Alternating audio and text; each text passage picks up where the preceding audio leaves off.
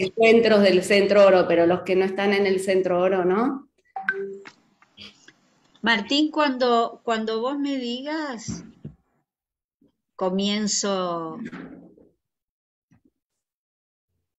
la bienvenida, ¿sí?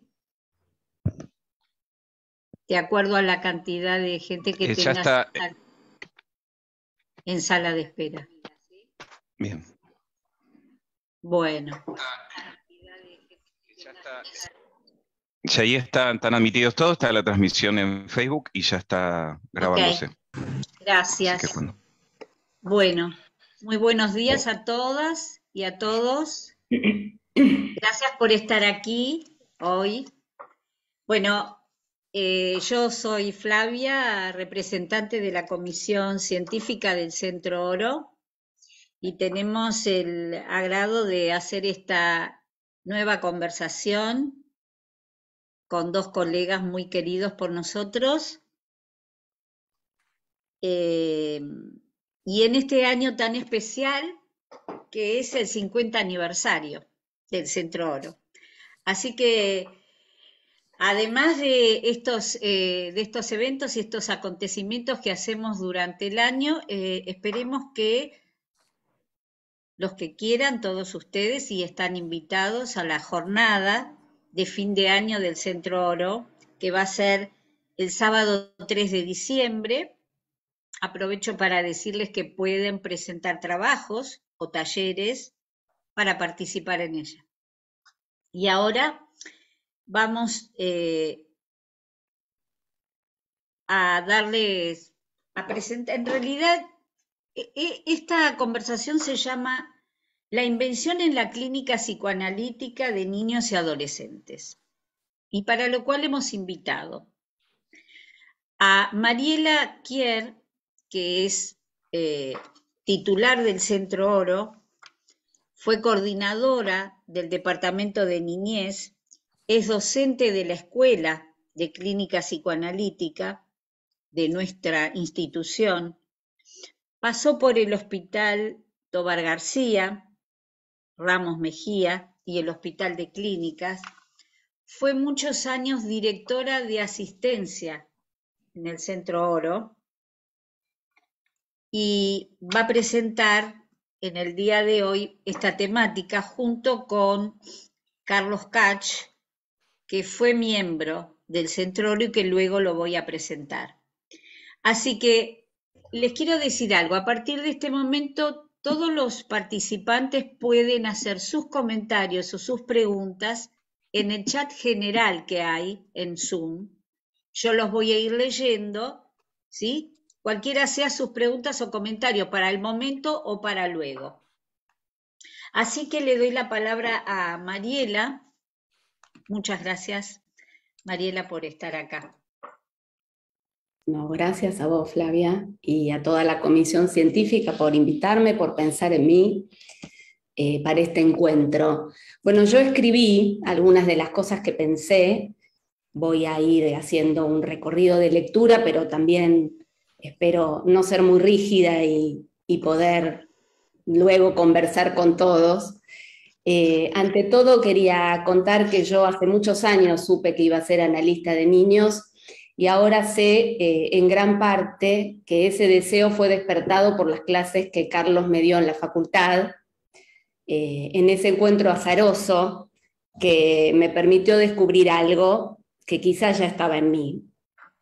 Y cuando digo descubrir, ya me estoy introduciendo en el tema que nos reúne hoy. Pero bueno, creo que cuando Débora Belmes, la directora científica del Centro Oro, me llamó para invitarme a conversar con Carlos, ella desconocía que esta conversación se había iniciado en otros tiempos y en otras escenas y que fue transformándose. Yo fui su alumna de grado y de posgrado, soy docente adjunta en la cátedra en la que él fue titular. Fuimos colegas acá en el Centro Oro y en cada espacio siempre trabajamos con lecturas y compartiendo la experiencia clínica. Así que hoy, Carlos, bueno, nos sentamos nuevamente a pensar sobre la práctica que tanta pasión nos genera.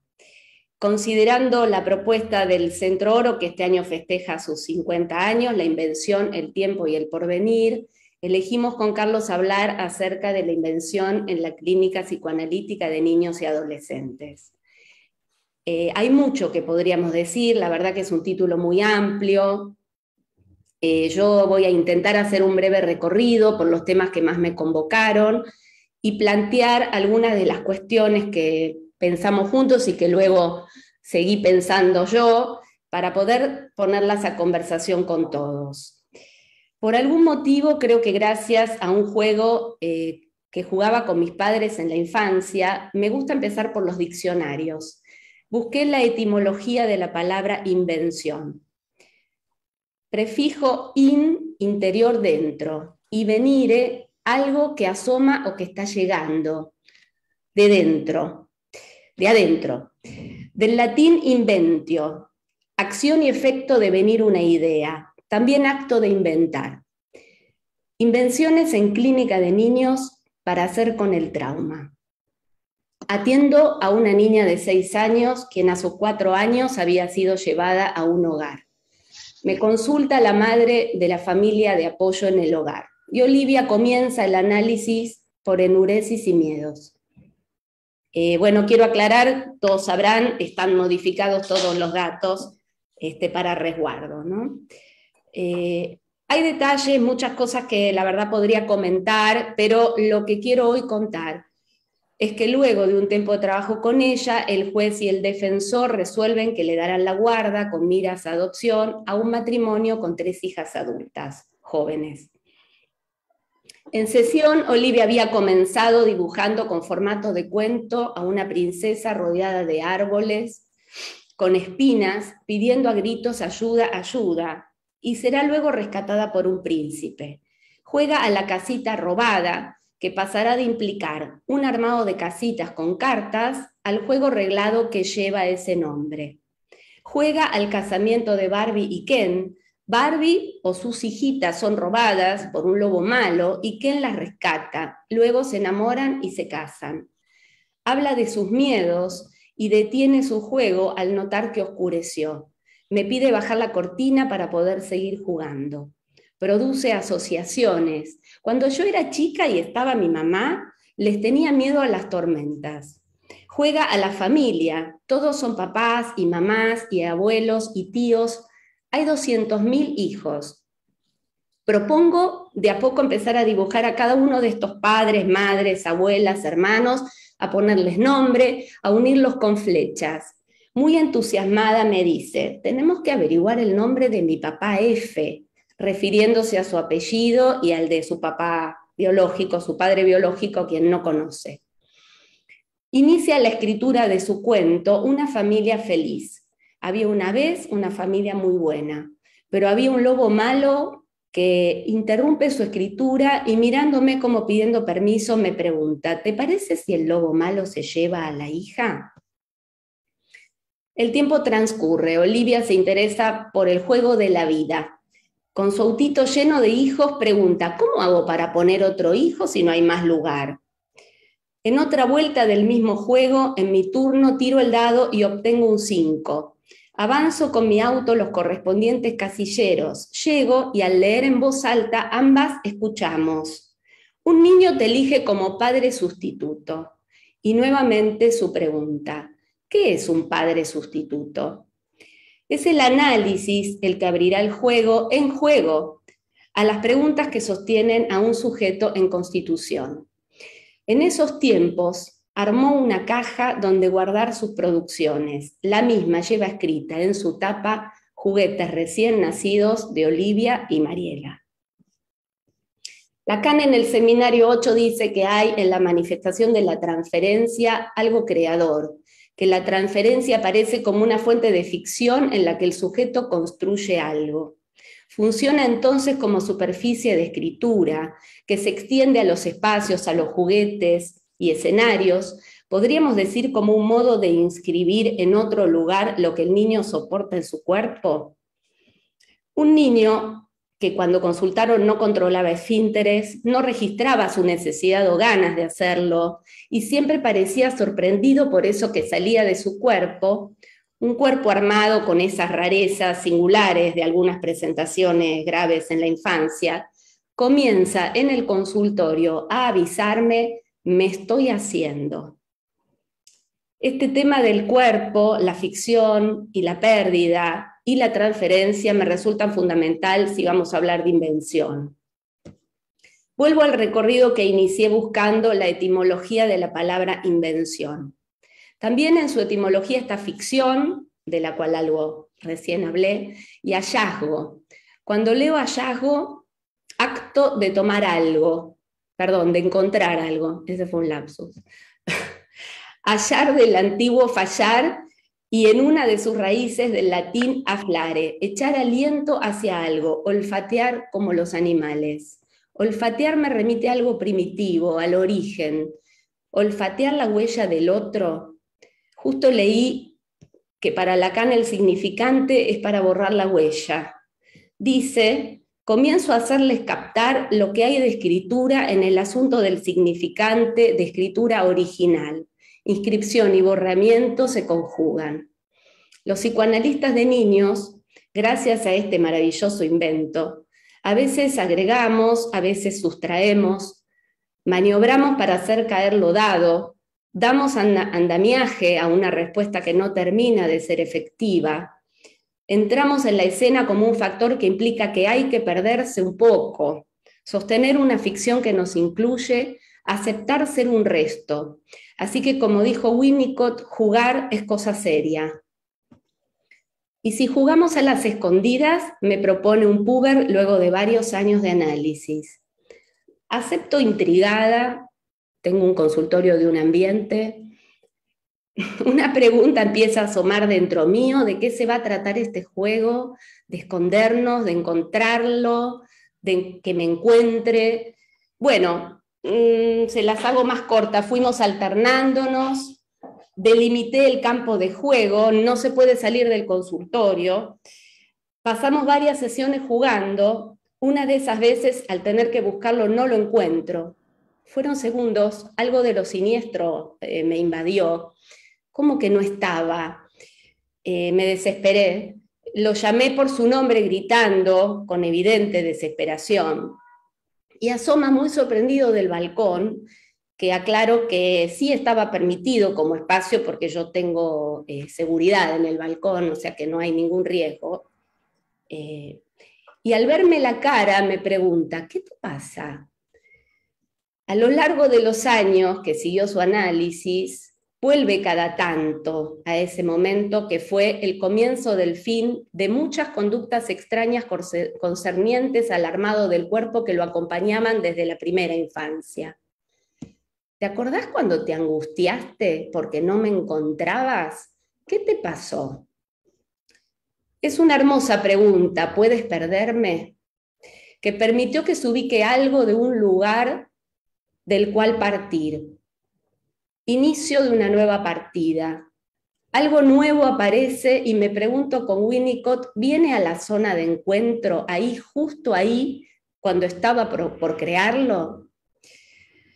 Entonces, las ocurrencias del paciente en transferencia son un descubrimiento, un hallazgo, un invento. Un niño de 10 años al que se le diluía su interés apenas iniciaba cualquier juego, le costaba estar en el aula, se olvidaba o perdía sus cosas y sus padres lo veían colgado, disperso. Me pide jugar al juego de la oca. Le confieso, sin pensar lo que estaba diciendo, por supuesto, le confieso que perdí las reglas. Entonces le propongo que las inventemos nosotros. Comienza a entusiasmarse, las propone, las escribimos, las suaviza, me pregunta si las uso con otros pacientes. Aparece ante nuestros ojos un nuevo camino en su análisis y por supuesto en su respuesta subjetiva en todos los otros espacios en los que transitaba. A ver si lo puedo transmitir como lo pensé. ¿Estaba ese camino ahí y al dar la vuelta a la esquina se nos hizo presente? ¿O lo descubrimos? ¿O lo inventamos en ese acto inaugurado por la falta, la pérdida que puse en juego? Algo que antes no estaba y ahora está. La escena lúdica que se despliega implica pensar en una ficción, una historia, una versión que tiene como correlato una pérdida. Me interesé en este recorrido por los inventos y los descubrimientos de la humanidad que siempre se dan en relación a la época y van entrando al mundo del lenguaje marcando surcos que serán campos donde se despliegue la singularidad de cada padecimiento. ¿Saben cómo inventó la esferográfica llamada virome el señor Ladislao Viro? Voy a tratar de ser breve, seguramente muchos lo conocen. Viro, periodista e inventor húngaro que se nacionaliza argentino por un encuentro casual que tuvo con quien entonces era el presidente argentino Agustín P. Justo, desarrolla y comercializa su invento acá. Bueno, él, como periodista inventor, como periodista tenía un problema, estaba harto de mancharse con las tintas, de las incomodidades de la tinta, mancharse, y estaba inmerso en esto, en encontrar una manera de solucionar esto, y en la búsqueda observa, digamos, en el tiempo de esta búsqueda, caminando, observa el juego de unos niños. Un grupo de niños jugaba con bolitas que pasaban estas por los charcos de agua sobre el suelo, y al avanzar dejaban un rastro las bolitas, una escritura de agua sobre el suelo. De todo lo que podía ver de esa escena, él tomó eso y se inspiró. Seguramente estaban estas huellas de bolitas como marcas de su infancia, olvidadas tal vez. Con Freud descubrimos que el inconsciente es el gran inventor, los lapsus, los chistes, los síntomas, los sueños y los juegos en la infancia. En 1920 Freud escribe, llamativamente en tercera persona, un breve texto que se titula Para la prehistoria de la técnica analítica. Ahí aborda el tema de la valoración de las ocurrencias libres, la asociación libre, en la prehistoria del psicoanálisis. Voy a resumirles un poco. Él había recibido unas críticas solapadas de no haber sido original en la creación del método de la asociación libre para el psicoanálisis. El crítico, por un lado lo alababa, por otro lado lo criticaba, esto lo señala Freud. Señalaba que había habido un místico en 1857 que había sido el precursor, que no lo usaba para cuestiones médicas, pero que había sido para este crítico el precursor. Freud entonces, en este texto que estoy contando, le responde recordando que ya él en la interpretación de los sueños había hablado de la correspondencia entre Schiller y Körner, datada de 1788, donde el poeta recordaba a quien quisiera ser productivo el respeto por la ocurrencia libre. Sin embargo, cuando conversa con Ferenczi sobre esto, esta crítica, y que él ya lo había hablado sobre Schiller en la interpretación de los sueños, descubre, hablando con Ferenczi, con enorme sorpresa, que Ludwig Born, quien había sido el primer autor que él se había interiorizado, cuyas obras completas su padre le había regalado a los 14 años y todavía las atesoraba 50 años después, había escrito El arte de convertirse en escritor original en 3 días. Les leo, porque es muy breve, lo que dice Born, que Freud lo transcribe en este texto. Y aquí viene la prometida recomendación. Tomen algunas hojas de papel y escriban 3 días sucesivos, sin falsedad ni hipocresía, todo lo que se les pase por la mente. Consignan lo que piensan sobre ustedes mismos, sobre su mujer, sobre la guerra turca, sobre Goethe, sobre el proceso criminal de Funk, sobre el juicio final, sobre sus jefes, y pasados los 3 días se quedarán atónitos ante los nuevos e inauditos pensamientos que han tenido. He aquí el arte de convertirse en escritor original en 3 días. A Freud le asombró hallar expresados algunos de los pensamientos que él mismo había cobijado sin acordarse del ensayo en cuestión.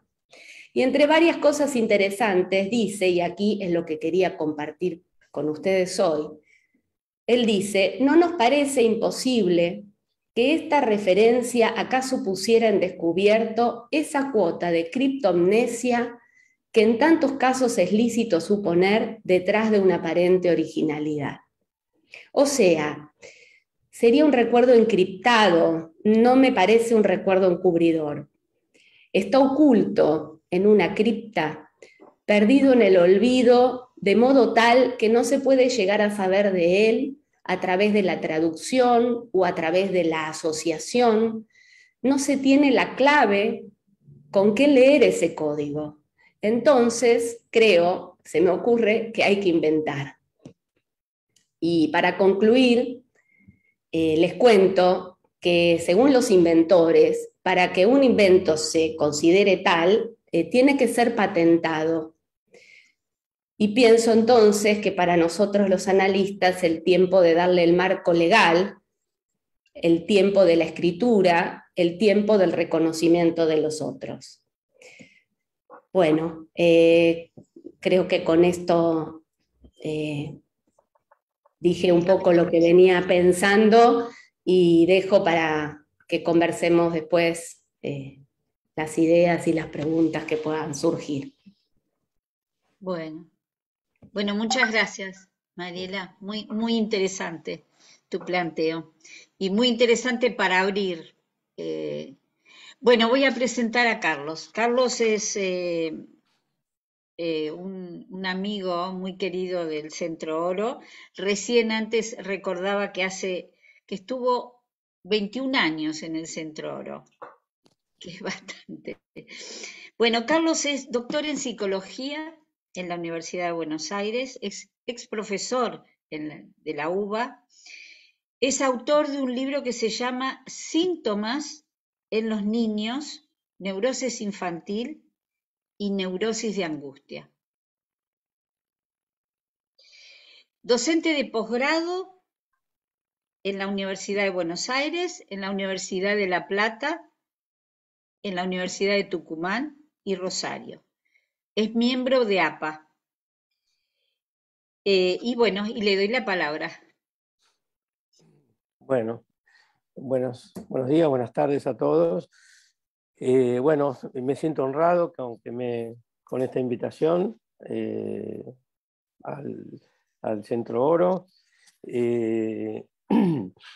Tengo muy buenos recuerdos de mi paso por allí, como decía Flavia, 21 años. Tengo mucha gratitud por todo lo que recibí y pude hacer, porque me abrió muchas puertas y colegas y ideas. Y tengo una gratitud especial con el querido Octavio Fernández Muján, que fue quien me invitó a ingresar, cuando también pude ingresar en su cátedra en ese momento en la Universidad de Belgrano, de la que yo después pude ser titular. Y tengo una gratitud importante con él como persona, como pensador, y por gestor de una institución como el Centro Oro, que se caracteriza por esta diversidad, pluralidad, y que tiene la capacidad de dar cabida a estilos, a ideas, a estilos, a especialidades, etc. Bien.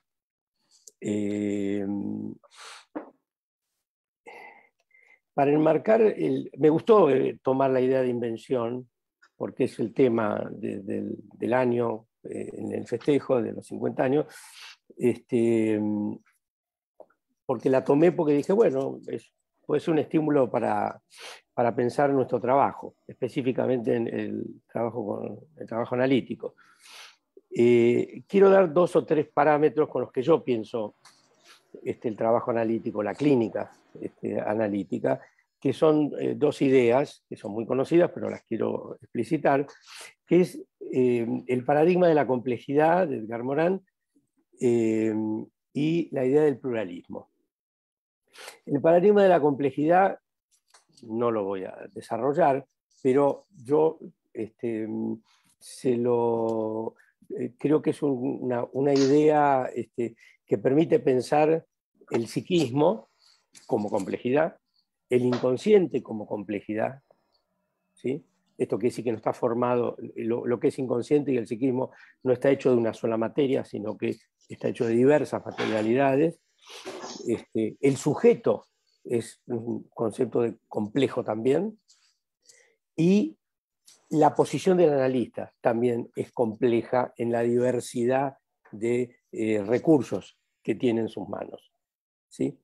Y la idea del pluralismo viene de la mano del valor que le podemos dar, creo yo, hoy, a 120 años de historia del psicoanálisis, por decir así, el valor que con la distancia que nos da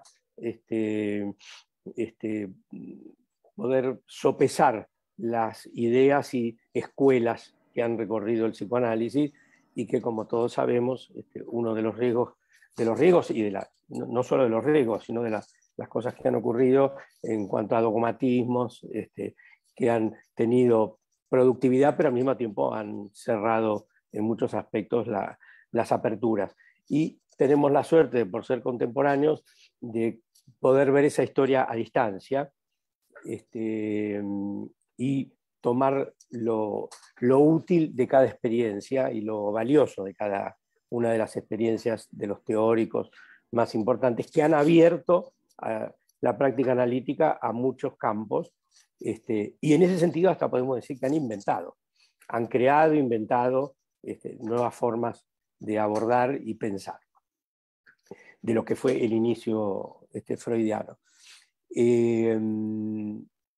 En cuanto a la acción analítica, yo comenzaría para llegar a la idea de invención, por una diferencia que me parece importante tener en cuenta, siendo fiel, lo más fiel, por lo menos en principio a Freud, y a muchos autores, por supuesto, posteriores a él, que es la idea de diferenciar entre método y técnica. El método básicamente sería la indagación del inconsciente. ¿Sí? Esto es textual de Freud, ¿no? ¿Qué es el psicoanálisis? Es un método de indagación, un procedimiento de indagación de los procesos inconscientes. La terapia viene en segundo lugar, en una famosa definición de Freud, basada en ese método. Ese método puede tener distintas técnicas. Tradicionalmente, la técnica de asociación verbal, la asociación libre verbal, o basada sobre todo en la palabra, fue el origen. Pero justamente, si en algo el psicoanálisis se ha diversificado y ampliado, es en inventar, crear. Acá hay que jugar un poco con más de una de estas palabras, porque se van cruzando, aunque es bueno ir diferenciándolas, distintas técnicas para producir esa investigación del inconsciente. Es así que, bueno, hoy no, pero en su momento todo esto se ponía en discusión. En la famosa descubrimiento, bueno, descubrimiento, invención, creación, son todas palabras que tienen resonancias pero diferenciales, del juego en Melanie Klein como método, como técnica para el método analítico, trajo un montón de discusiones por su manera de pensarlo, ¿sí? Bueno, no voy a entrar en eso ahora, pero quiero decir que si en algo fue avanzando el psicoanálisis fue en la ampliación de recursos técnicos a diferentes problemáticas que las originales freudianas, que estaban centradas en la neurosis, básicamente, y sus alrededores cercanos, ¿sí? En ese sentido, las técnicas fue lo que inventaron o crearon, ahí podemos ver, o recurrieron, porque el juego ya existía, no es que el juego existía con la cultura, pero fue los modos que fueron usando los analistas, como el dibujo, estoy hablando de niños en principio, muñecos, representaciones, etcétera, que permitían que el psiquismo del paciente se despliegue, trabaje, y el método pudiese aplicarse indagando el inconsciente. Freud utilizó como primera y hasta el final también, el último Freud, como metáfora del proceso analítico, la idea de trabajo. El trabajo sobre una materia prima para dar un producto. trabajo y producción eran las metáforas que Freud usaba para el trabajo analítico. Es decir, un modelo económico de trabajar una materia prima y producir un producto. La materia prima es el psiquismo del paciente, el trabajo analítico es ambas cosas, es lo que produce el paciente, más lo que construye el analista, interpreta, etc. Y el producto es un saldo de saber en el paciente, de modificaciones, efectos sobre su psiquismo.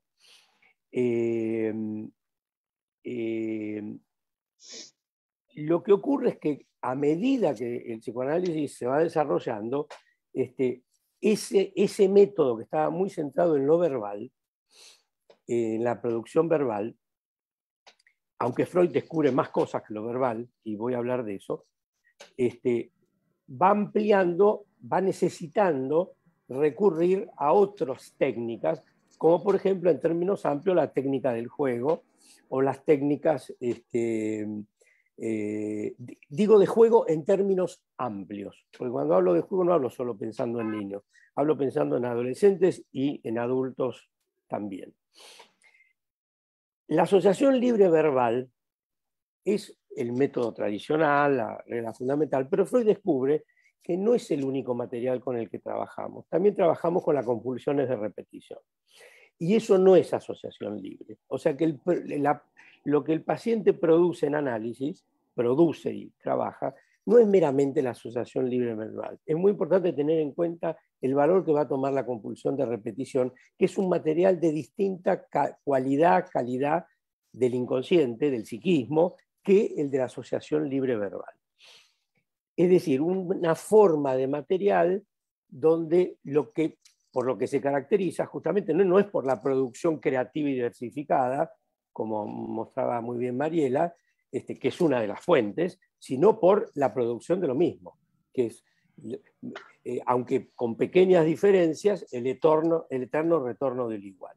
Para trabajar con ese eterno retorno de lo igual, donde vamos a encontrar las resistencias más importantes al trabajo analítico, al trabajo de la palabra, es que aparecen espontáneamente, más conscientes o inconscientemente, en los analistas la necesidad de buscar recursos que permitan operar sobre el psiquismo, donde la palabra como tal, en el sentido de construcción y de interpretación, encuentra sus límites. Este sería un punto. Ahí es donde aparece la idea de creación e invención. Más allá de cómo lo hayan pensado, pero indudablemente el autor que más ha aprovechado esta idea es Winnicott, con su idea de cómo pensó el juego. Porque Winnicott pensó el juego como creación, ¿sí? Como sublimación, y como trabajo en el propio proceso analítico. Aunque la creación sea... y esta creación, sublimación, puede tener dos fuentes, por decir así. Una fuente de recrear lo que estaba o de crear lo que no estaba. ¿Sí? Y en eso el papel del analista pasa a jugar un lugar importante. Ya no es meramente un intérprete, sino que ahí hay una nueva forma de creación e invención, y es que el analista pasa a formar parte, junto con el paciente, del trabajo de producción psíquica o de creación psíquica. Son distintas, porque producción es lo que ya estaba, sobre todo, y entenderlas, y de creación psíquica de lo que, a partir de lo que estaba y producir lo que no estaba, donde el analista es un agente activo en ese trabajo, y no meramente el distante que meramente descifra e interpreta. Con lo cual se abre todo un campo donde nuestro trabajo, además de descifrar, interpretar, hay un trabajo de ciframiento, construcción y creación de lo nuevo. Es ahí donde me gustó la idea de invención. Para la idea de invención,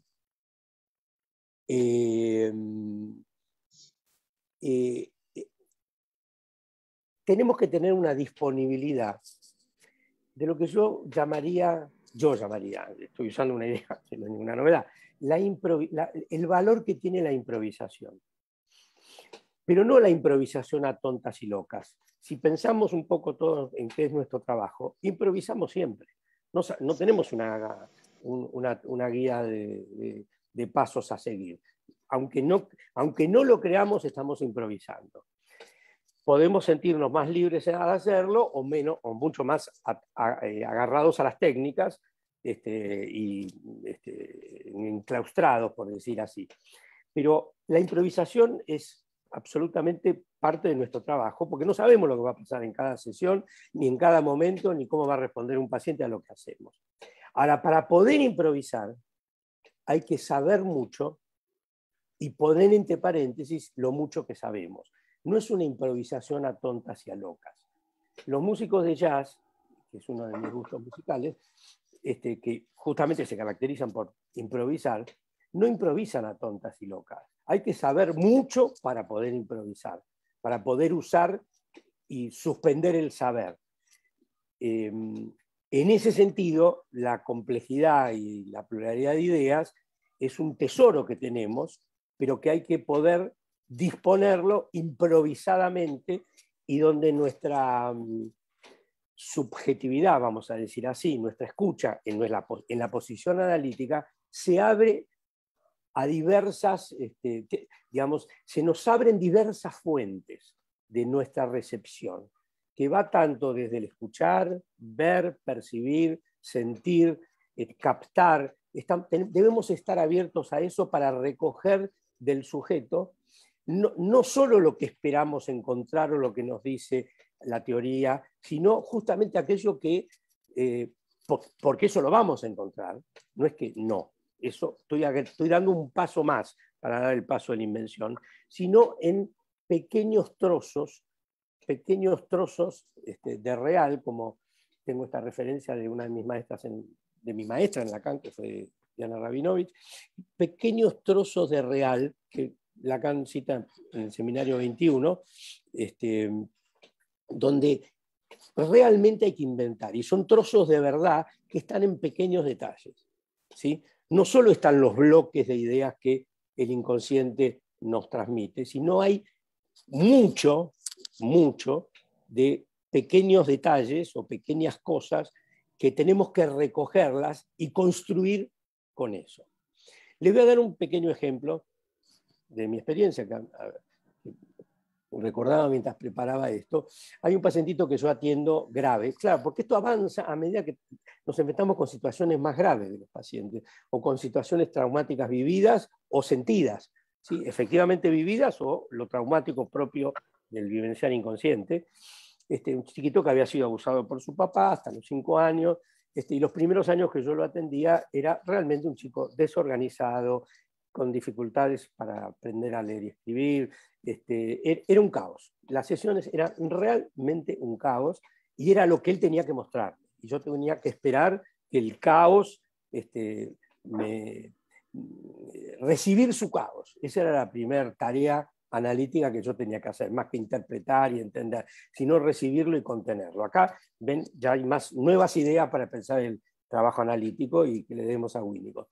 Bueno, yo no encontraba muchas veces la vuelta de cómo intervenir, salvo saber que tenía que recibirlo, pero probaba una cosa, probaba la otra. En ese sentido, nuestro trabajo es invención, porque trabajamos por ensayo y error. Hay que poder aceptar que trabajamos por ensayo y error, pero nos guía un método. Eso es lo que quiero decir. Nos guía el método. Usamos una técnica, usamos otra, pero hay un método que nos va guiando y es la fe en que hay algo del inconsciente a descubrir, construir, producir, etc. Bueno, en una sesión que había desparramado todo, es un chiquito del interior que venía a verme por varios días, entonces yo le daba 2 o 3 sesiones juntas en el día. Había desparramado todo y era un caos. Yo no sabía lo que le podía decir no daba mucho resultado. Era más importante que él me mostrara eso que lo que yo tuviese para decirlo y yo lo recibiera. Y lo único que se me ocurrió hacer es, antes de que salga, le digo, voy a hacer una cosa, fulano, voy a juntar todo.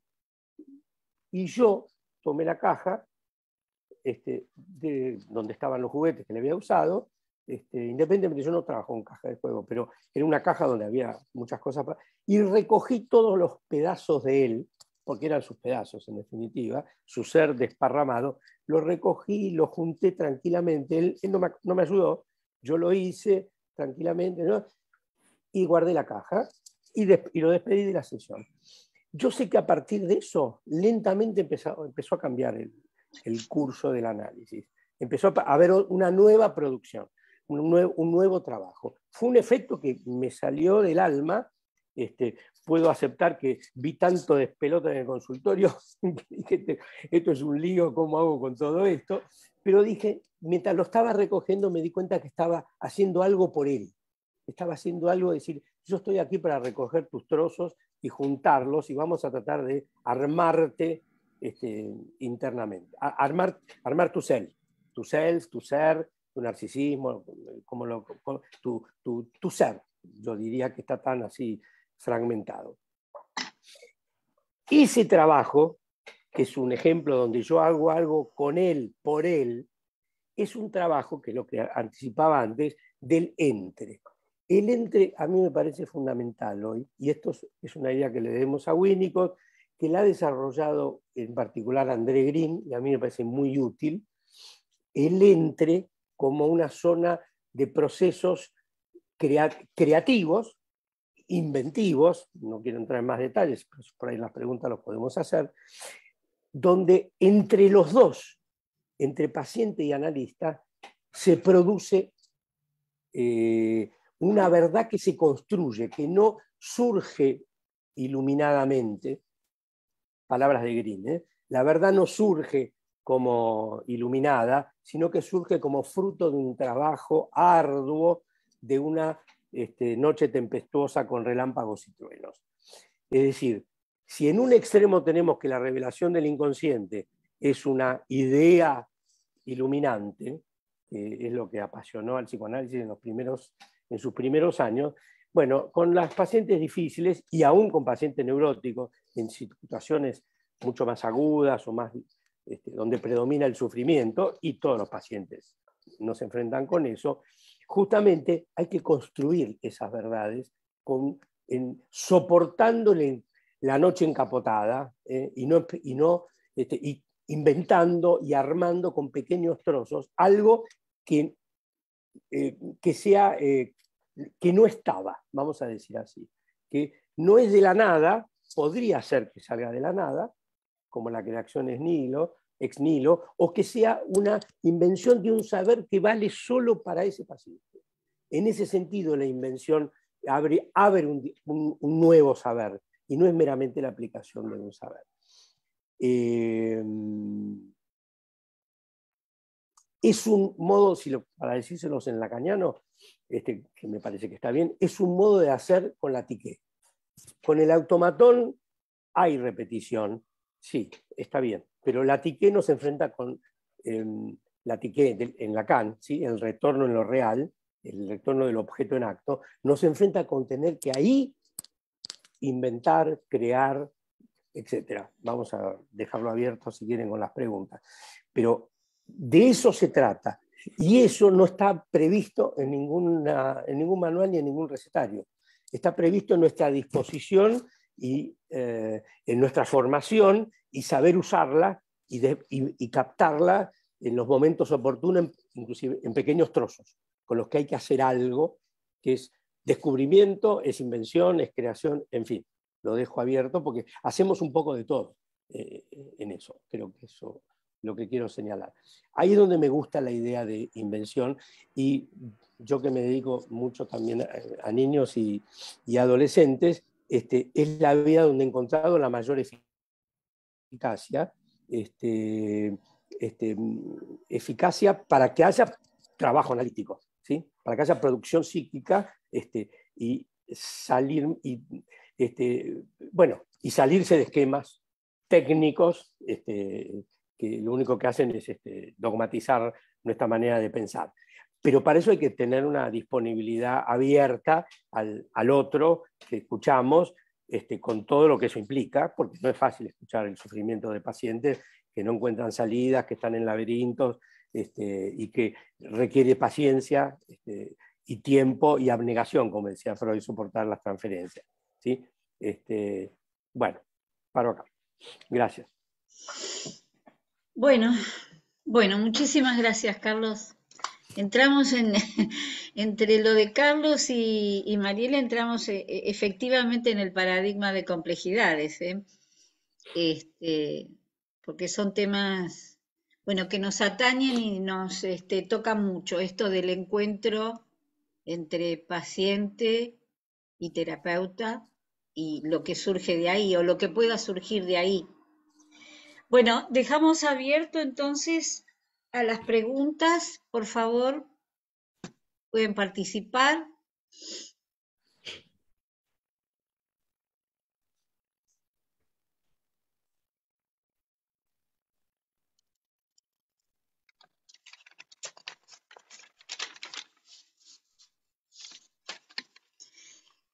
Tamara, abrís tu... Ahí está. Abro Tamara, mi micrófono. sí. Bueno, un gusto, un placer que la Dirección Científica haya organizado esta conversación, que para mí es un lujo, un placer, porque, bueno, con Mariela compartimos muchísimos años coordinando el Departamento de Niños, pensando la clínica, cuando antes habíamos sido partícipes del departamento que lo coordinaba Carlos, que bien se debe recordar de esos tiempos, y también lo conocí a Carlos en la cátedra donde estaba con Octavio y después quedó Carlos como titular, y también para mí Carlos fue importante en mi camino de formación para la pasión que comparto por lo que escucho con ellos en la clínica psicoanalítica con niños. Bueno, un montón de cosas nos han transmitido. A mí me gusta seguir pensando, que creo que esto es lo que en el Centro Oro se puede seguir haciendo, porque no hay un universo de discurso único, entonces uno puede leer todo lo que han intentado transmitir en sus textos los psicoanalistas.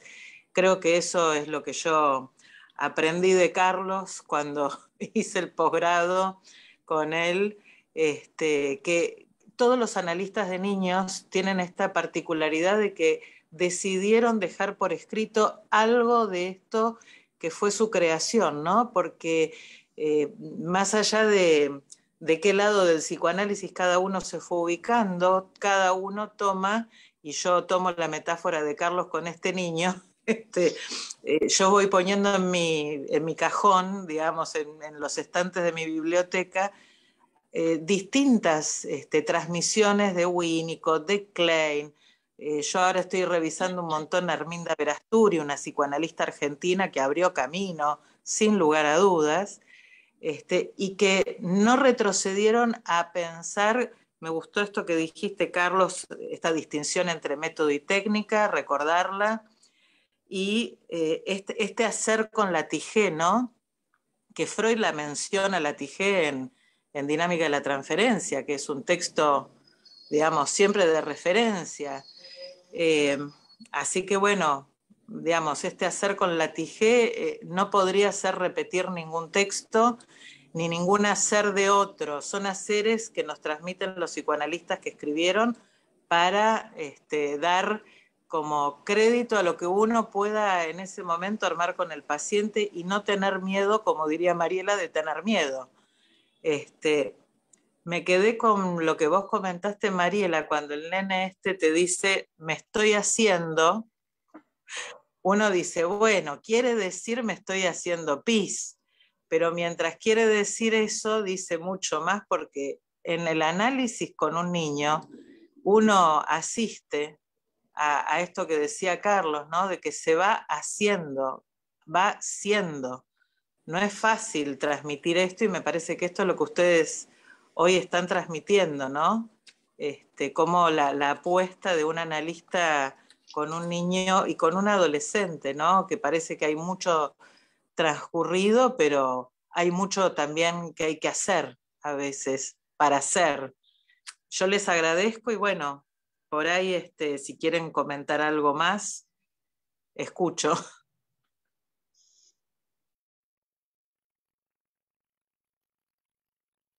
Gracias, Tamara.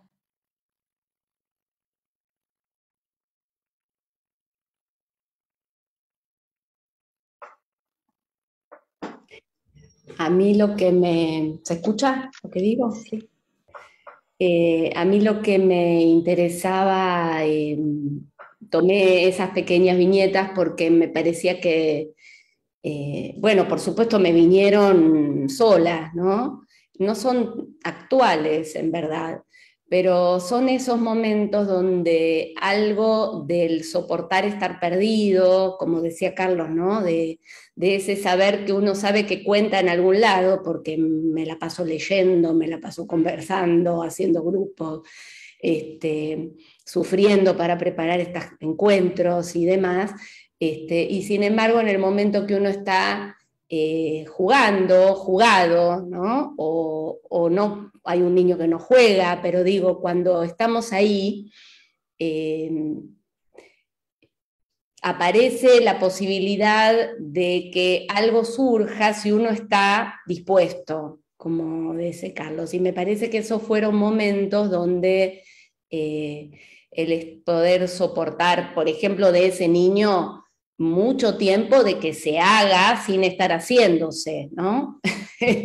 Digamos, que tampoco es tan fácil en el consultorio. Con los niños a veces nos pasan estas cosas. O el tema de los límites, entendiéndonos no como límites que uno pone educativos, por supuesto, bajo ningún concepto. Cuando yo me presté a jugar a las escondidas, bueno, cómo jugarlo, ¿no? También hay qué hago, encuentro rápido, tardo, pero sobre todo creo que el haber delimitado el espacio, no se puede salir del consultorio, permitió también que ahí se juegue la pérdida y que haya un borde que regule algo en este niño que, bueno, particularmente tenía muchas dificultades con los bordes del cuerpo, ¿no? Bueno, eso. Gracias. Yo me quedé pensando en muchas cosas, muchísimas, pero bueno, algunas de las cuales tienen que ver con que me dispararon cosas que planteó Carlos y pensé en la espera, ¿no? El analista en esa espera no pasiva, porque no es pasiva, porque ponemos un encuadre, porque ponemos un consultorio, ponemos un espacio, etcétera, pero en esa espera con impronta, diría yo, no sé cómo llamarla, esto es un invento, por ejemplo. Y lo difícil que es para un analista, ¿no, Carlos? Esto de saber que tenemos que esperar. De esta forma, con impronta, no pase, pero tenemos que esperar. ¿Y por qué? Porque hay tiempos imposibles de interrumpir en la construcción de esta subjetividad que tenemos delante, ¿no? Llamado pacientitos, pacientitas. Nada, este comentario simplemente quería hacer.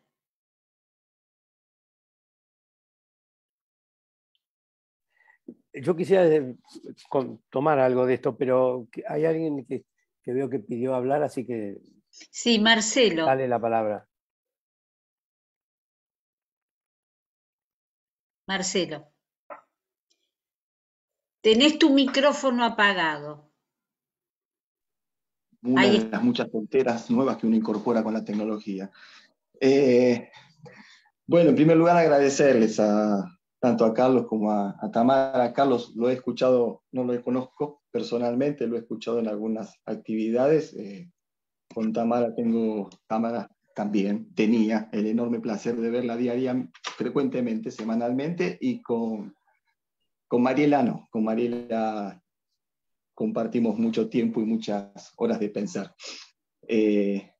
Y quería retomar una charla que habíamos tenido con Mariela cuando estaba compartiendo las preliminares de este trabajo, que de alguna manera Carlos lo enfatizó y que tiene que ver con esto que comentabas de la espera. es en la distinción que hay entre la invención y el descubrimiento, ¿no? Y que había surgido en otro momento en la charla, pero en última instancia, si se lo quiere, se lo puede conceptualizar como un S1 y un S2. Pero sin entrar en eso, efectivamente, y en las charlas que hemos tenido con Mariela había salido de la mano del olfatear, porque generalmente se precipita la idea del olfatear a pegar la nariz a algo, ¿no? Para olfatear. Y no siempre es así. A veces uno huele algo en el aire, metafóricamente en la clínica, y a veces cuando uno entra a ciertos espacios públicos. Entonces el olfatear no siempre está pegado a la cosa, ¿sí? Pero sí está ligado a esta idea del descubrimiento, esto que me parece que pasó en esa sesión que Carlos compartió con nosotros, en donde se pone a hacer algo con algo que se había encontrado y posteriormente descubre, ¿no?, que se trataba de cierta cosa, y eso efectivamente después tiene una articulación en su clínica. Y me parece que el descubrimiento tiene esto, es poder darse cuenta de algún saber que articulaba lo que se presentaba en un trabajo, y a partir de ese saber que se empieza a comprender, empezar a poder articularlo. La invención tiene algo distinto. Me estaba acordando de lo que se escuchaba. Vamos por el principio. Puede ser algo igual, ¿sí?, pero que es actualizado en un nuevo uso, o puede ser algo absolutamente original.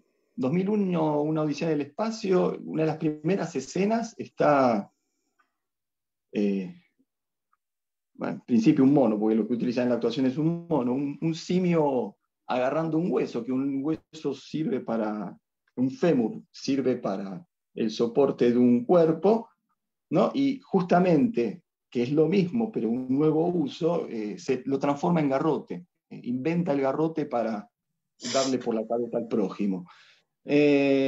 O puede ser algo totalmente inédito, no estaba en ningún lado y a uno se le ocurre. Y estas son dos dimensiones que me parece que marcan mucho lo cotidiano del trabajo en un análisis con niños. Tanto desde la originalidad, Mariela, después recordame la frase exacta del nombre de la caja de juguetes de la nena, pero eso articulado a los hijos y articulado a la adopción de un padre, me parece que es una invención absolutamente original. Recién nacidos. Juguetes recién nacidos. Es hermoso. Como invención, y yo lo pienso al menos como una invención, es hermoso y después se articuló. Y bueno, nada, esto solamente, que invención y descubrimiento, si uno está dispuesto, que es lo que al menos en las viñetas que han traído ustedes se escucha, ustedes estaban dispuestos a ese encuentro, es lo que posibilita y articula nuestro trabajo. Muchas gracias. Gracias a vos, Marcelo. Sí, Carlos. Bueno, coincido con lo que decía Marcelo. Sí,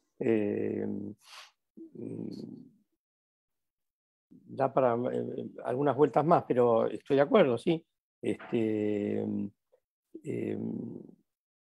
No solo hay S1 y S2, también hay lo que está por fuera de lo significante. Por eso hablaba de la tiqué, que sería lo que insiste en lo real y que hay que significar y pasarlo a S1.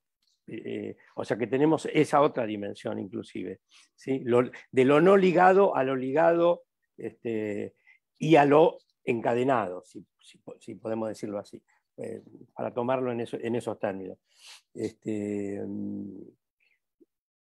Aunque, bueno, no importa, aunque parezca tomar forma, digamos, sería como un saber en acto que está desarticulado de la subjetividad, vamos a decir así, que produce el paciente. Pero sí, estoy de acuerdo, es en esas dimensiones que hay que pensarlo. hablando de lo de la paciencia que decía Flavia, les digo algo que le he dicho a algunos padres.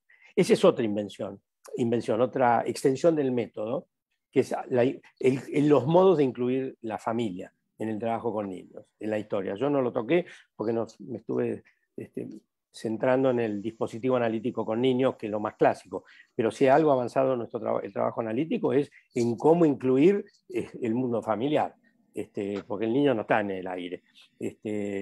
Además de lo intrapsíquico, está lo intersubjetivo, y eso hay que tenerlo en cuenta, y está el otro como figura simbólica encarnada en los padres. O sea que esa es una dimensión que en la clínica hay que caso por caso hay que ver cómo la incluimos, y cuándo es necesario y cuándo es posible. En fin, eso es un problema en sí mismo, que va desde el trabajo directo con los padres, yo los invito a veces a las sesiones, vienen a las sesiones con los chicos, etc. Es un amplio campo, pero eso es parte de lo que ha ampliado recursos, digo, de aplicación del método.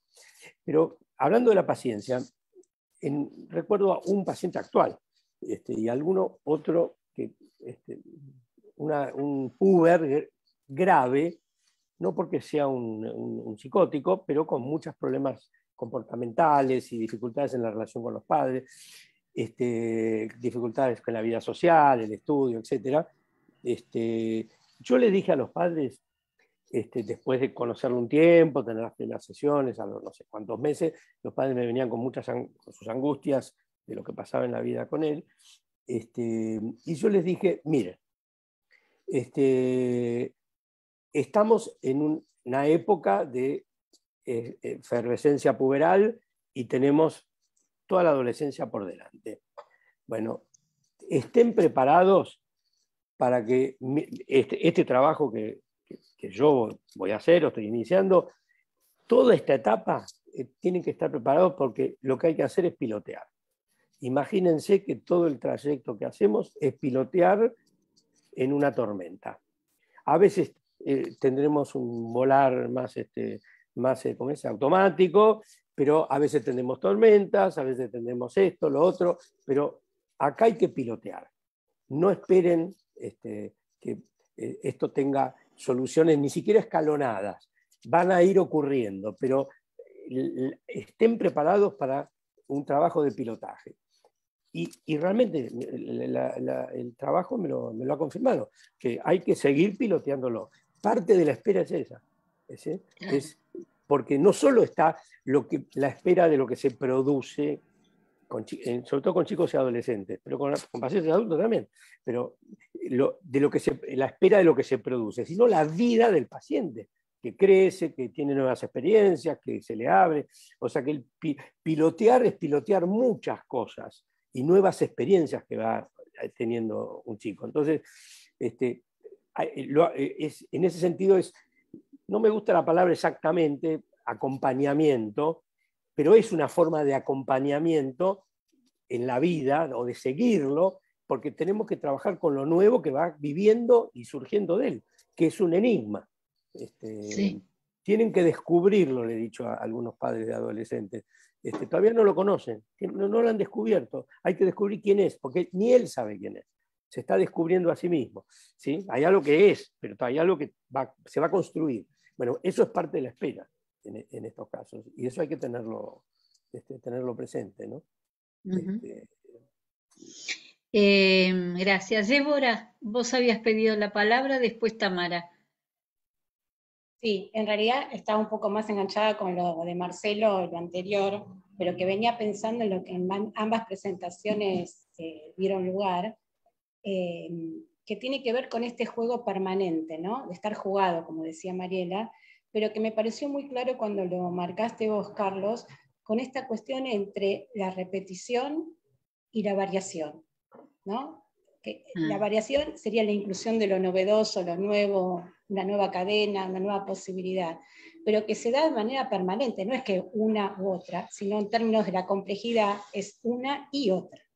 Una y otra son posibles. Habrá que ver cuáles van tomando sus dimensiones, ¿no? cuáles van teniendo lugar. Y en ese juego también, viendo con lo que decía Marcelo, entre la invención y el descubrimiento, ¿no? Donde también, tomando el ejemplo de Marie, ¿no? Cuando le pone nombre a la caja, ella toma algo de lo conocido, pero le da nuevos, ¿no? Es un reconocimiento, ¿no? De esos nuevos nacimientos, de esos nuevos lugares, que tienen lugar ahí, no han tenido lugar antes. Son ahí, ¿no? En ese lugar, en ese reconocer ella y reconocer vos, ¿no, María? En esa posibilidad que se teje en ese mismo encuentro. Me parece que eso, bueno, de eso se trata nuestro, yo digo, arte, de alguna manera, que no es sin conocimiento, pero que juega en ese borde del incierto. No sabemos si se va a dar, no sabemos si se va a producir, si lo vamos a descubrir o si se va a encontrar. Está ahí. Bien, gracias. Tamara. Bueno, un poco se adelantó Carlos en esto que me parece fundamental, porque mientras estudiamos un montón, leemos muchísimo, coincido plenamente con lo que dijiste como ejemplo de los músicos de jazz. Alguna vez se lo escuché en una maravillosa entrevista que hizo Sandra Mianovich a Charly García, que él dijo, estudié tocar el piano, mucha música clásica, no es que me puse a escribir música solo por inspiración espontánea, sabía mucho de música. En eso coincido plenamente, y te adelantaste en lo que, digamos, es como un punto crucial de yo digo, los vasallajes del analista de niños, así como Freud escribió los del yo, y algunos son, mientras necesitamos construir este tiempo de trabajo y este tiempo de ir armándose, lo que por ahí no estuvo armado, lo que por ahí se desarmó y hay que juntar los pedazos, y de lo que al mismo tiempo, como decías, ¿no? En un puber acontece la pubertad, acontece, no sé, un cambio de escuela, tenemos los vasallajes que son los padres, a veces las escuelas, cómo construir estos tiempos. Recién explicaste un poco con este caso, estos padres que vos les dijiste vamos a pilotear, pero no, sabemos que despegó el avión, no me pidan que lleguemos a ningún lugar, estamos en viaje. Pero bueno, un poco de esto, ¿no? Si hay algunos, algo que en este método de incluir, digamos, Freud pescó la dificultad de estos parientes de los niños y de los adolescentes. Pero bueno, hoy en día también pasó mucho tiempo y tenemos que pensar qué otras, con qué contamos y cómo armamos ese tiempo, ¿no? Si cada uno quería comentar algo de esto, tanto para Carlos como para Mariela, que es un punto de mucha dificultad y por lo cual, en mi experiencia intentando hacer transmisión de psicoanálisis, uno encuentra que muchos dejan de atender niños, y cuando dicen adolescentes nos referimos a púberes sobre todo, o dejan de atender por estas dificultades el trabajo con los padres, con la escuela, con todos los que están involucrados en acompañar a estos pibes. Gracias. Mariela. Sí, ¿no hay nadie que quiera decir algo antes? Sí. Sí, me parece que eso es parte del dispositivo, ¿no? Del trabajo con niños, que como decía Carlos, lo habíamos pensado, bueno, no vamos a hablar de todo el trabajo con padre, hay muchas cosas que quedaron de algún modo afuera, porque la idea era pensar sobre la invención en la clínica, que por supuesto podríamos pensar en la invención con los padres. Yo no me interesa hablar en particular de lo que trajo la pandemia, pero sí decir que, por ejemplo, en ese momento, lo que uno hasta ese momento había trabajado, cómo se había posicionado en relación al trabajo con padres, que por supuesto caso por caso, sin lugar a dudas, pero digamos, el entrar a un niño al consultorio y dejar afuera a los padres en líneas generales, salvo cuando uno decide que ingrese el padre y demás cuestiones, pero este punto de separación era un elemento que también, o es ahora un elemento con el que contamos, y con la pandemia no contábamos con eso. Los niños estaban en sus casas, en sus cuartos, o en el cuarto del padre, sentado en la cama de la madre, con la tablet del padre, o sea, los padres pasaban, yo atendí a una niña que el padre pasaba caminando, la madre corriendo, los veía porque estaban en la casa de country, entonces había una cosa que nos pasó a todos también, ¿no? Yo atendiendo en mi cuarto, bueno. Entonces, eso generó que, digo, hay invariantes, hay cuestiones clínicas que tienen que ver con la posición, con el análisis, con ciertas operaciones a las que nos prestamos, y después están estas vicisitudes, contingencias, que invaden el trabajo en el buen sentido, digo, y nos permiten también hacer con eso. Digo, creo que la invención tiene que ver con cómo uno puede, con todos los elementos que trae y lo que aparece en una determinada posición para ese sujeto en particular, con esa familia, en ese interjuego, sorprenderse y encontrarse, bueno, o descubriendo, o frente a un descubrimiento. Por eso yo decía, bueno, no sé de pronto si pensar que de pronto apareció, corrimos malezas y vimos algo juntos, o en realidad no estaba y ahora está. Creo que, bueno, la pandemia, por ejemplo, doy un pequeño ejemplo, no es que yo considero es una invención, pero tuvimos que empezar a ver cómo jugábamos y cómo trabajábamos con los niños. Y, por ejemplo, descubrí, porque los niños son muy geniales creando, un niño me recibía en el Zoom y hacía toda la sesión cabeza abajo. Con lo cual, algo que no había aparecido, como contaste vos, Carlos, el tema, ¿no? El caos de este niño, puesto en los juguetes que vos ofrecías, menos mal que ofrecía juguetes, digo, y si no, tal vez, como yo no le podía ofrecer juguetes, se puso cabeza abajo. Y tenía mucho que ver con, digamos, me permitió escuchar o, bueno, ver, en este caso, algo que de otro modo, si no, no lo hubiera, o por ahí lo hubiera usado otro elemento. Digo, esta es la cuestión. Hay algo que empuja, ¿no? Y bueno, esto no sé, Tamara, si algo de esto era que venías pensando, pero... Quería leer un comentario que dejó Martín. Dice, entre el trabajo del hacer creativo, del descubrimiento y la invención, aguardar abierto a lo contingente.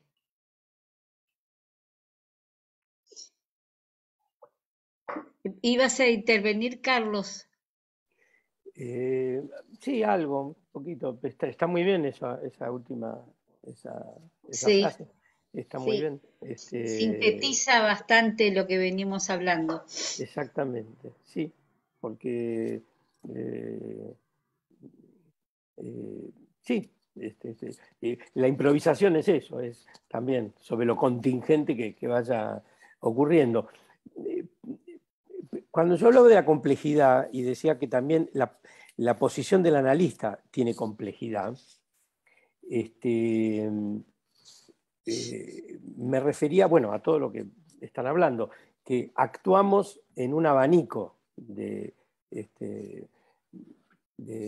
opciones y de recursos. Desde quedarnos callados, porque es el que trabaja es el paciente, hasta, no sé, proponerle el juego, por decirlo así, en el otro extremo, o decirle algo así directo, digo, tomo una punta y la otra. En ese abanico hay multiplicidad de opciones que están a disposición porque tenemos la herencia de las transmisiones y somos herederos de muchos autores que nos han enseñado cosas, y además están nuestras propias, lo contingente que inventemos en cada momento. En ese sentido, yo creo que estamos tanto, dos cosas quiero decir, y cierro. Estamos como causa, a mí me gusta la idea de estar como causa de la producción, como dice Lacan, el analista en posición de objeto, causando, pero para causar nosotros no, estamos, por decir así, por detrás y estamos por delante, porque cuando proponemos un juego causamos por adelante, no solo por atrás para el trabajo. O sea que causamos en varios sentidos. Esa sería como nuestra función.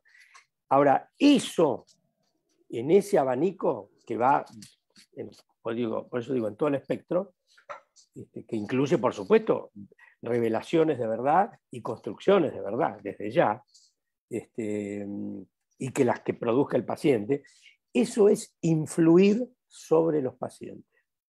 Eso es influir. Nuestro trabajo, o por quedarnos en silencio, o por hacer una interpretación, o por promover un juego, o por lo que sea, es influir. Nuestro trabajo es una influencia. Influimos sobre los pacientes. ¿En qué influimos? Para hacer un trabajo analítico, para que haya producción analítica, para aportarle algo que no tiene, para que se invente algo, pero nuestro trabajo es influir sobre los pacientes. Y no hay que tenerle miedo a la palabra de influir, porque es un influjo, lo dice Freud. Hablando de la sugestión, dice Freud, nos servimos de la sugestión para hacerle cumplir un trabajo psíquico. No, es decir, nos servimos del influjo, porque la sugestión es el influjo sobre otro. Entonces Freud dice, nos servimos de la sugestión para influir sobre los pacientes, para hacer un influjo, para hacerle cumplir el trabajo psíquico del análisis. No es un influjo para guiarlo en la vida, para educarlo, para decirle cómo hay que vivir. Es un influjo para que haya trabajo analítico. Nació en un texto de hace muchos años, que es muy conocido, que se llama Cómo trabaja un psicoanalista, que es muy freudiano en cómo lo va describiendo la instalación de la neurosis de transferencia, etc. Dice cosas muy clásicas, pero están muy bien contadas. Él dice, ahí aparece el horror del analista a su acto. Es una frase de Lacan, temprana, de las primeras épocas de Lacan. Dice, el horror del analista ante su acto.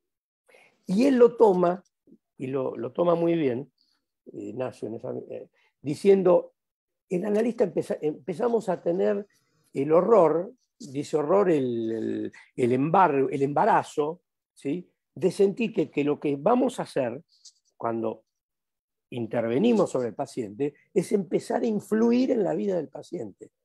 Y eso nos provoca ese horror al acto, porque estamos influyendo en la vida de otro. Y sabemos que podemos hacerlo bien, más o menos, o mal. ¿Sí? Ese es el horror. Por eso la abstinencia, por decir así, la abstinencia en pensar que no hay influjo, nos protege. Pero los pacientes vienen para que los influjamos. Es un neologismo, a propósito lo hago, para que los influyamos. Tengo una amiga que tiene un hijo grande que me dice, recorrió no sé cuántos psicoanalistas por la obra social, ¿no? Por la prepaga.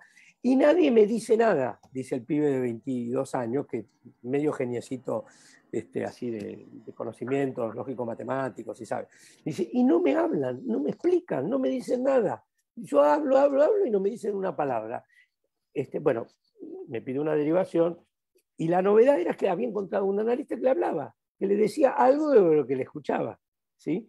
Hay algo que hay que tenerlo muy presente, porque los pacientes vienen para que los influyamos. Ahora, no le podemos decir cualquier verdura, obviamente. Tenemos que decir cosas que sean verosímiles, que tengan que ver con lo que le dice, que tengan resonancia en su psiquismo, en lo que nos dijeron, por supuesto.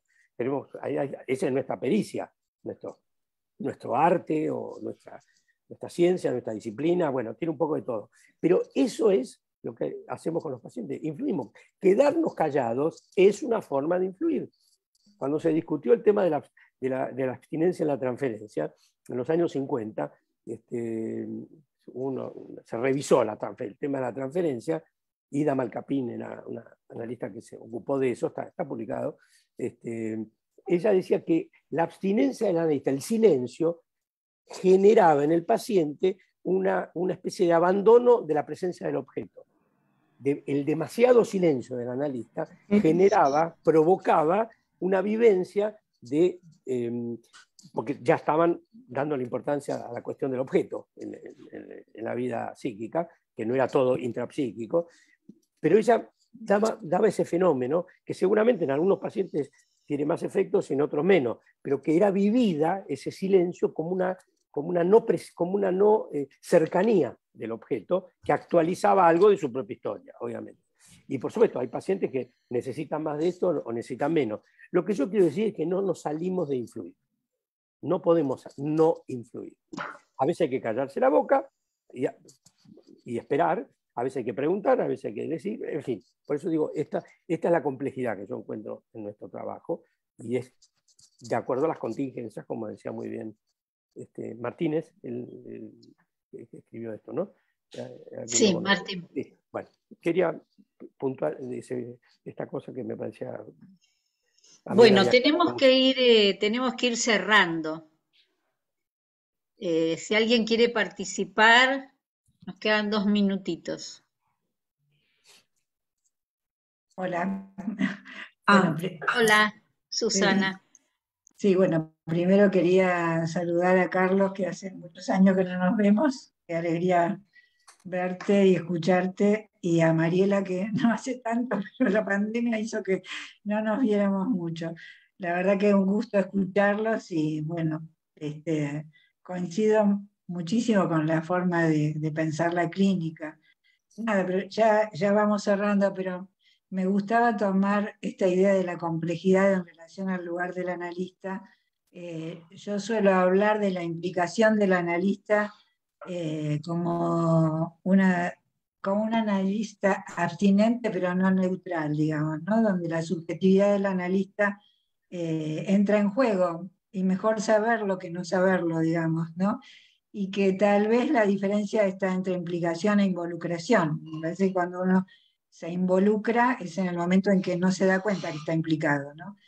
Pero bueno, me gustó mucho las 2 propuestas, me parece que abre a una posición analítica imprescindible para trabajar con niños y adolescentes, pero que me parece que hace a una posición del analista que necesitamos por lo menos complejizar en relación a nuestras posiciones teóricas anteriores, ¿no? Así que bueno, los felicito, me encantó y nada, quería saludar y dejar esto por ahí para otra oportunidad, pero bueno, va en la misma línea, digamos, ¿no?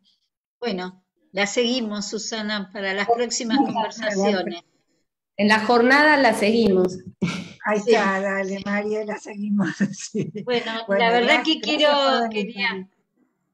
quería agradecerles a todos los que participaron, por supuesto, a nuestros invitados, en especial a Carlos y a Mariela, porque la verdad que fue un lujo el trabajo que presentaron, y especialmente, bueno, tiene que ver con el título, con la invención, porque es muy original. Es decir, son cosas que vivenciamos los analistas todos los días en nuestro quehacer, pero que rara vez enunciamos, rara vez conversamos de estas cosas y rara vez intercambiamos con nuestros colegas, ¿no? Así que les agradecemos muchísimo la participación. Yo quería hacer un aporte, bueno, primero felicitar a Mariela y a Carlos porque, bueno, ambos trabajos, presentaciones me parecieron muy interesantes y quería destacar el tema de la improvisación en nuestro trabajo, ¿no? Esto que dice Flavia, que por ahí lo remarcó Carlos, ¿no? De que por ahí no lo pensamos, pero en realidad cuando entramos al consultorio, estamos siempre improvisando. ¿Qué preguntamos? ¿Qué no? Si callamos, si hablamos, ¿no? Bueno, en los casos que presentó Mariela, esto se ve muy bien cuando ella queda ahí que dice, me olvidé las reglas de este juego, ¿no? Y improvisar, bueno, constantemente y que es fuerte esta idea, porque estamos constantemente interviniendo de este modo, interviniendo en la vida de las personas, sean niños, adolescentes, adultos. Así que me quedé con esto, ¿no? De lo fuerte que es el tema de la improvisación. Para dejarlo no sé si para la jornada, porque también tiene que ver con el tema transversal, ¿no? Sí, sí. Gracias. Decir algo también, yo quería decir algo. Hola Carlos, hola a todos, hola Mariela. No, yo me quedé, así como Agustina se quedó con eso, yo me quedé con lo de la espera. Creo que es muy importante porque en este momento lo que menos hacen las personas en este mundo es tener paciencia ni espera, ¿no? Creo que vivimos en un mundo acelerado, todo tiene que ser ya, ¿no? Y me parece que eso es un tema difícil también para nosotros. Eso nomás. Gracias. Gracias. Estuvo muy lindo. Bueno, gracias Carlos, un placer. Gracias Mariela, gracias por tus reconocimientos, a Tamara también, y gracias al Centro Oro y gracias a Flavia y a Susana por la participación, coincidimos, así que yo soy el agradecido acá también. Bueno, les leo para cerrar el último comentario de Olga García, que dice: excelentes las presentaciones y muchísimas gracias a Mariela y Carlos. Bueno. Nos vemos pronto, espero que nos veamos pronto. Hasta luego. Hasta luego.